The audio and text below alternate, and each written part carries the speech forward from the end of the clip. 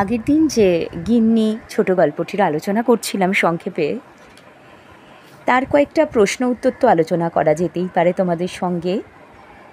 তো প্রথমেই হচ্ছে খুব ইম্পর্ট্যান্ট একটা এক্সট্র্যাক্ট। তোমরা দেখেছো, যদি কোয়েশ্চেন পেপারগুলো দেখো 10 বছরের, সেখানে কিন্তু পেয়ে যাবে। ভালো করে টেক্সট বুকটা পড়বে, দেখবে অনেক সময় অনেক এক্সট্র্যাক্ট এসেছে যেটা তোমাদের জানা আবার কিছুটা অজানাও, পড়লেই সব কিন্তু ঠিকঠাক হয়ে যাবে।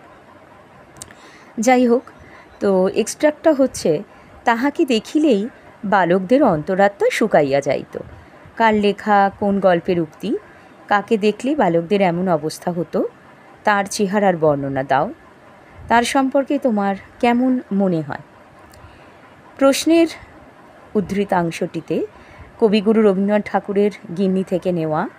ছাত্রবৃত্তি ক্লাসের 2-3 শ্রেণীর নিচে পড়া গল্পকথকের পণ্ডিত শিবনাথবাবুকে দেখলেই বালকদের এমন অবস্থা হয়ে যেত।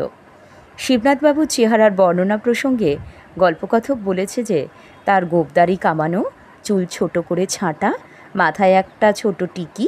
গল্পকথকের কথায় তার গোঁফদাড়ি কামানো, চুল ছাঁটা, এটা তো আমরা জেনেছি। যদি মনে হয় তার স্বভাব বৈশিষ্ট্য, আমরা কিন্তু লিখে দিতে পারি। পণ্ডিত মশাই অর্থাৎ শিবনাথবাবুর প্রথম আর প্রধান বৈশিষ্ট্য, তিনি প্রহারক, একটু মারতেন, আর রূঢ়ভাষী। তাই যে ভাষা যেটা তিনি ব্যবহার করতেন বাচ্চাদের, ছাত্রদের ওপর, সেটা কিন্তু খুব একটা শ্রুতিমধুর ছিল না। শিক্ষাদানের ব্যাপারে আঘাত করা অর্থাৎ শারীরিক শাস্তিদানকে তিনি বেশি মাত্রায় প্রয়োগ করতেন।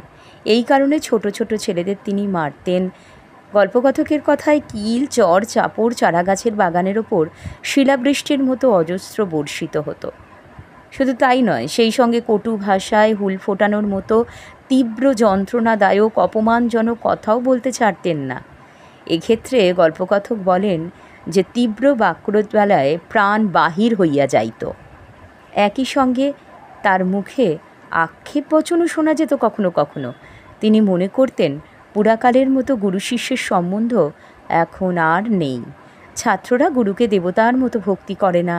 এ কারণে তার কথায় ইতরাত আর ছোঁয়া থাকত। তিনি ছেলেদের বাপান্তাও করতেন। শিবনাথ পণ্ডিতকে আধুনিক শিশু মনস্তত্ত্বের জ্ঞানী তো বলা যাবেই না। তিনি পুরনো পণ্ডিতি ধারণায় আবদ্ধ। শিক্ষাদান সেই পুরনো যেভাবে করা হতো লাঞ্ছনা দিয়ে, সেভাবেই তিনি চালাতে ব্যস্ত। ব্যাপারটা ছাত্রদের পক্ষে সুখকর ছিল না। সবশেষে বলা যায়, শিবনাথ পণ্ডিত পণ্ডিতভাবে অহংকারী, ছাত্রপ্রেরক, রূঢ়ভাষী, অত্যাচারী একজন পণ্ডিত মশাই। পণ্ডিত শিবনাথবাবু সম্পর্কে বলতে গেলে প্রথমেই বলতে হয়, তার মতন গুরু শিশু শিক্ষার্থীর কাছে কতখানি প্রয়োজনীয় খুব সন্দেহের। বিশেষ করে বর্তমান শিক্ষা ব্যবস্থায় পণ্ডিত মশাইয়ের মতো পুরনো মূল্যবোধ সম্পন্ন শিক্ষক অচল। তার ওপর তিনি শিক্ষার্থীদের প্রহার করেন, মানসিক নির্যাতন চালান। শিবনাথবাবুর কোনো আচরণই শিক্ষার্থীদের গ্রহণীয় নয়। তার দ্বারা শিক্ষার্থীদের বিকৃত নামকরণ করার ব্যাপারটিও মোটেই সমর্থনযোগ্য বলে আমার মনে হয় না। আর একটা আমরা আলোচনা করতেই পারি, এখানে তো অনেক আছে বলেইছি, কিন্তু তাহার সঙ্গে একটু ইতিহাস জড়িত আছে। কোন ঘটনায় ইতিহাস জড়িত, ইতিহাসটা বিবৃত করো। যার সম্পর্কে এটি বলা হয়েছে তার স্বভাব বৈশিষ্ট্য উল্লেখ করো। কোন পরিস্থিতিতে ক্লাসের সবাই ইতিহাসটা শুনেছিল। তো গিন্নি গল্পের থেকে এই আলোচ্য অংশটি নেওয়া। আসুর নামকরণ গিন্নি হওয়ার ঘটনার সঙ্গে একটু ইতিহাস জড়িত। আসুর নাম গিন্নি হওয়ার ইতিহাসটি এই রকম যে গ্রহণের যে স্কুল ছুটি রয়েছিল এবং সে তার ছোটো বোনের সঙ্গে নিজেদের বাড়ির গাড়ি বারান্দায় খেলা করছিল। বাইরে মেঘ করে বৃষ্টি, পাশের রাস্তা দিয়ে লোকজন চলাচল করছে, কারো বা হাতে জুতো, কেউ বা ছাতা মাথায় নিজের কাজে, কারো দিকে কারো তাকাবার অবসর ছিল না। সেদিন ভাই বোন মিলে পুতুল খেলার ছলে পুতুলের বিয়ে দিচ্ছে। আশু তারই আয়োজন সম্বন্ধে বোনকে গম্ভীরভাবে নানা রকম প্রয়োজনীয় উপদেশ দিচ্ছিল।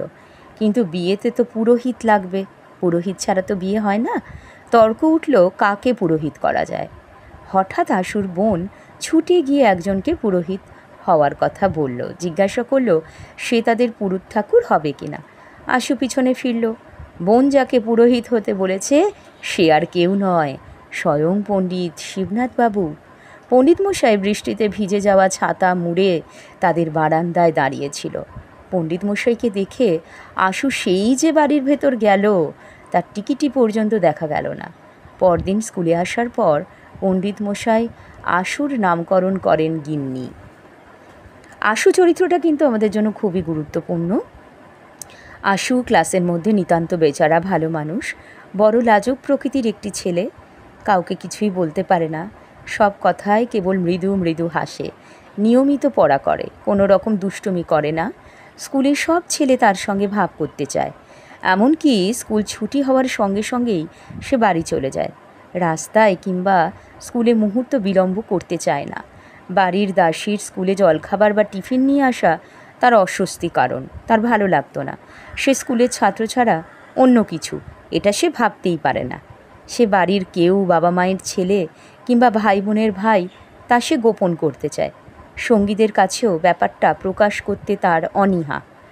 ছাত্র ব্যতীত অন্য সব পরিচয় গোপন রাখতে তার চেষ্টার ত্রুটি নেই। গ্রহণের পরদিন আশু স্কুলে এলো।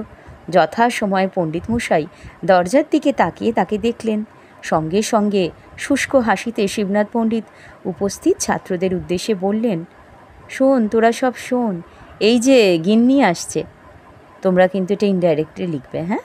সবাই আশুকে লক্ষ্য করে বলা পণ্ডিত মশাইয়ের সবিস্তরে বলা আশুর ওই গিন্নি নামকরণের কাহিনী শুনতে উদ্গ্রীব।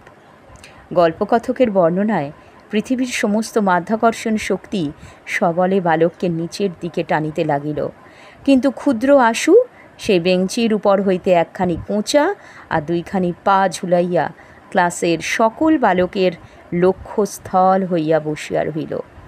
এভাবেই অতি আগ্রহের সঙ্গে ক্লাসের অন্যান্য ছাত্ররা আশুর গিন্নি হওয়ার ইতিহাসটা শুনেছিল। তোমরা এটা শুনে এবং নিজেদের ভাবনা প্রকাশ ঘটিয়ে লিখবে অবশ্যই। আজ এ পর্যন্তই। সবাইকে অনেক অনেক ধন্যবাদ জানালাম।